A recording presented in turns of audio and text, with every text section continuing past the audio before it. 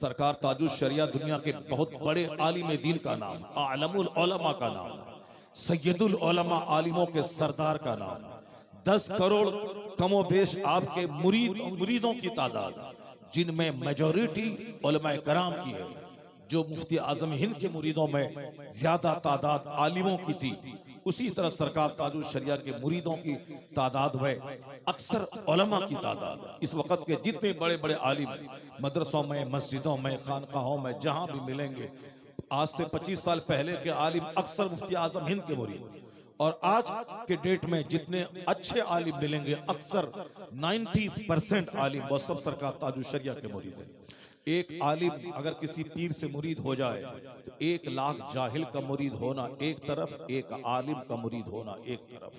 चूंकि आलिम जल्दी किसी को नहीं मानता है, आलिम दीन कुरान और हदीस की रोशनी में कसौटी पे परख करके तब किसी के हाथ पे हाथ देता है, चूंकि वह खुद कुरान हदीस का जानकार होता है। हाँ, अगर वह खुद जानकार नहीं है तो फिर वो तो जिस तरह आम आदमी है उसी आम आदमी में वो भी शामिल है। वो चाहे जिसको चाहे कुतुब बना दे, चाहे वो बाबा हो, ढोंगी हो, बेनमाजी हो, शराबी हो, सबको वो मजजूब कह देगा। लेकिन जो हकीकत में आलिम है, जो कुरान हदीस का जानकार है, वो सबके हाथ पे हाथ नहीं देता है, वो जांच छान फटक करके हाथ देता है। सरकार ताजुल शरिया आलिमों के सरदार का नाम क्यों? अशरफिया में सेमिनार हो रहे हैं, फतवे पे बहस हो रही है, सैकड़ों मुफ्तियान कराम परेशान हैं कि इस मसले का हल क्या होगा। कोई जुजिया नहीं मिल रहा, घंटों से लोग परेशान हैं। लेकिन ताजुल शरिया 1 मिनट के लिए जब मुस्कुराते थे, जब जबान आपकी खुलती थी, तो सारे मुफ्ती दंग रहते थे कि जहां हम लोग घंटों से परेशान हैं, मसले का हल नहीं निकल रहा है, वहां चुटकी में सरकार ताजुल शरिया ने मसले का हल बता दिया है। 1400 साल की अक्सर किताबों पे नजर थी ताजुल शरिया की कि कौन सी किताब में किस किताब के किस पेज में इसका जुजिया मौजूद है। फतवा आलमगीरी निगाहों के सामने मुस्तहज़र, फतवा काजी खान निगाहों के सामने मुस्तहज़र। 1400 साल के दरमियान की जितनी किताबें हैं, अत-तरगीब व तरहीब, कंजुल उम्माल, ये अक्सर बड़ी बड़ी मोटी मोटी किताबें हैं। मुसन्नफ अब्दुल रज़्ज़ाक़ का नाम हम लोगों ने सुना है, बहुत सारे आलिमों ने पढ़ा तक नहीं है, मगर उस किताब के अक्सर औरात उनकी निगाहों के सामने मौजूद रहते थे। एक बार पढ़ लेते, सारी जिंदगी के लिए वो किताबें आपके दिल और दिमाग में हमेशा के लिए बैठ जाती थी। मालूम है ऐसा कुछ करामत नहीं थी, उन्होंने मेहनतें की, बहुत मेहनत की है। एक तो खुदादार ज़हन था ही, लेकिन जिसने उनको देखा, इसी इलाके के एक बहुत बड़े आलिम दीन हैं जिनका विसाल हो गया है, उनका बयान है कि मुफ्ती अब्दुल वाजिद साहब का बयान है कि मैंने तालिब इल्मी के ज़माने में अख्तर रज़ा खां अज़हरी ताजुल शरिया को देखा है।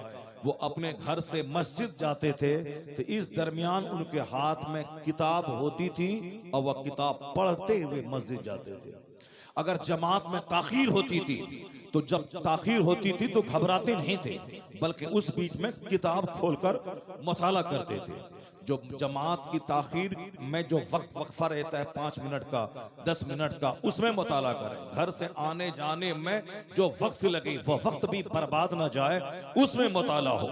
जो सिलेबस में 5 किताबें रहती थी, जिस तरह से फारसी की पहली है, आमदनामा है, मिनहाजुल अरबिया है, अनवार शरीयत है, ये 4-5 किताबें हैं।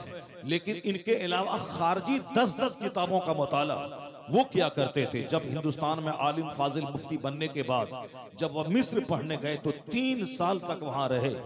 दरियाए नील बाजू में था, जिसको सारी दुनिया देखना चाहती है। 3 साल वहां रहे मगर दरियाए नील को देखने नहीं गए। मेरा बेटा दिल्ली पढ़ने जाता है तो यूनिवर्सिटी बाद में जाता है, कुतुब मीनार देखने पहले जाता है, लाल किला देखने पहले जाता है। हमारे लोग मजदूरी करने दिल्ली जाते हैं तो वह काम करेंगे, मशीन पर बैठेंगे, 5 दिन के बाद जो 2 दिन रेस्ट का होता है, वह रेस्ट के दिन में वो कनॉट पैलेस देखने जाता है, वो कुतुब मीनार, लाल किला देखने जाता है जो हिस्टोरिकल बिल्डिंग है, और वह मौका मिले तो वो ताजमहल देखने चला जाता है। जो घुमक्कड़ है वह सारी जिंदगी घूमता रहेगा, लेकिन जिसकी नजर किताब पे रहती है वही आलिमों की जमात का सरदार कहलाता है। 3 साल तक रहे मिस्र में, दरियाए नील को नहीं देखा, सिर्फ दरसगाह और हॉस्टल जहां वो रहते थे, और हॉस्टल, दरसगाह और किताब पूरी फोकस उन्होंने किताब पे दे दी, पूरी तवज्जो किताब पे दे दी। यहाँ से गए थे आलिम फाजिल बन के गए थे हिंदुस्तान से, उस आला तालीम हायर एजुकेशन के लिए गए थे, और वहां थोड़ी सी स्टडी करते काम हो जाता, लेकिन उन्होंने अपने इल्म को निखारने के लिए पूरी एनर्जी झोंक दी। यानी जब भी खाने पीने, पेशाब पाखाना करने, सोने और नमाज पढ़ने से फुर्सत मिलती, उसके बाद जो भी टाइम मिलता सिर्फ मुताले में लगा देते थे। सिर्फ मुताले में, जिस तरह आज का बच्चा आईएएस ऑफिसर बनने के लिए 18-18 घंटे पढ़ता है। शुभम कुमार नाम का एक बिहारी आज पिछले साल पूरे हिंदुस्तान में आईएएस में टॉप किया, यानी हिंदुस्तान का हाई क्लास का कंपटीशन उन्होंने टॉप किया। उनके बारे में सुना कि वो 18-18 घंटे स्टडी करता था। 24 घंटे होते हैं, 24 घंटे में 18 घंटे पढ़ने के लिए। अब आप आगे बताते हैं कि कितने घंटे बच गए, उसी में सोना भी है, पेशाब पखाना भी करना है, दूसरी जरूरतें भी पूरी करनी है। जाहिर सी बात है जुनून चाहिए। अगर कोई चाहता कि मैं हिंदुस्तान में डीएम बन जाऊं, वो बुज़दिल और कमजोर आदमी नहीं बन पाएगा। उसके लिए लड़ने की सलाहियत हो, वो हाथ से लड़ने के लिए ही बल्कि इल्म और किताब के मुताले से लड़ने की सलाहियत हो, जुनून हो दिमाग में। मुझको अंग्रेजी सीखनी है, उसको जुनून चाहिए। मुझको आईएएस बनना है, जुनून दिमाग में चढ़ जाए। 720 नंबर के नीट के एग्जाम में हमें 700 नंबर लाना है, उसके लिए जुनून चाहिए। खाने पे नजर कम रहे, स्टडी पे नजर ज्यादा रहे, कपड़े पे नजर कम रहे, उसे सिर्फ किताबों पे नजर ज्यादा रहे। जहां भी पैसा मिले किताब खरीद ली, जहां किताब देखा उस किताब को ले लिया, सिर्फ नजर किताब पर। ताजुल शरिया को एक पढ़ने का जुनून चढ़ गया था, पढ़ते थे, रात रात भर पढ़ते थे, और अल्लाह ने कामयाबी ऐसी दे दी कि बिहार में कितने जिला हैं सबको मालूम है। पंचायत टॉपर जो होता है तो सारे पंचायत के लोगों 50 गांव में चर्चा होता है कि ये पंचायत का टॉपर है। जो ब्लॉक टॉपर होता है 100-200 गांव में चर्चा होता है कि पूरे ब्लॉक का टॉपर है। और जो डिस्ट्रिक्ट का टॉपर होता है पूरी डिस्ट्रिक्ट में उसका चर्चा होता है कि साथ डिस्ट्रिक्ट में सारे बच्चों में टॉप किया है। और जो स्टेट का टॉपर होता है उसको सारा स्टेट देखता है। और जो पूरे भारत का टॉपर हो, जैसे आईएएस में जो टॉप किया शाह फैसल कश्मीर का, आज सारा हिंदुस्तान जानता है। और आज से 1 साल पहले शुभम कुमार वो गैर मुस्लिम, आज सारा हिंदुस्तान उसको जान रहा है। आज से 25-30 साल पहले सीमान का एक लड़का था जो आईएएस में टॉप किया था, मुसलमान घराने का, उसको सारा हिंदुस्तान जानता था। और मैंने भी उनको 30 साल पहले उसी पीरियड में जाना। प्रतियोगिता दर्पण नामी एक किताब होती है जिसमें दुनिया भर के हालात का मुख्तसर संक्षिप्त विवरण होता है, और कंपटीशन लड़ने वाले बच्चों के लिए बहुत अच्छी किताब है प्रतियोगिता दर्पण। उसका हर मंथ में उस मैगजीन का मुताला करना चाहिए। उसी के जरिए मैंने पहचाना कि एक मुस्लिम फैमिली का लड़का वो पूरे आईएएस में टॉप किया, तो सारा हिंदुस्तान नाज करता था। तो हिंदुस्तान में टॉप करना ये सबके बस की बात नहीं है।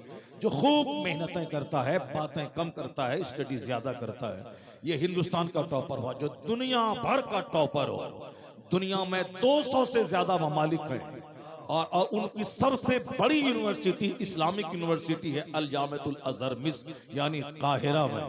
हिंदुस्तान की सबसे बड़ी यूनिवर्सिटी जेएनयू, हिंदुस्तान की सबसे बड़ी यूनिवर्सिटी एएमयू, मुसलमानों की अलीगढ़ मुस्लिम यूनिवर्सिटी, और गैर मुस्लिमों के नाम से मंसूब है बनारस हिंदू यूनिवर्सिटी। लेकिन जेएनयू 1 नंबर की यूनिवर्सिटी है, सबसे अव्वल नंबर जवाहरलाल नेहरू यूनिवर्सिटी। अब वहां का जो टॉपर होता है सारा हिंदुस्तान उसको आंखों पे बिठा ले, पलकों में बिठा लेता है। उसी तरह वह जेएनयू इंडिया की बड़ी यूनिवर्सिटी है, अमेरिका की नहीं, चाइना जापान की नहीं, वो इंडिया की है।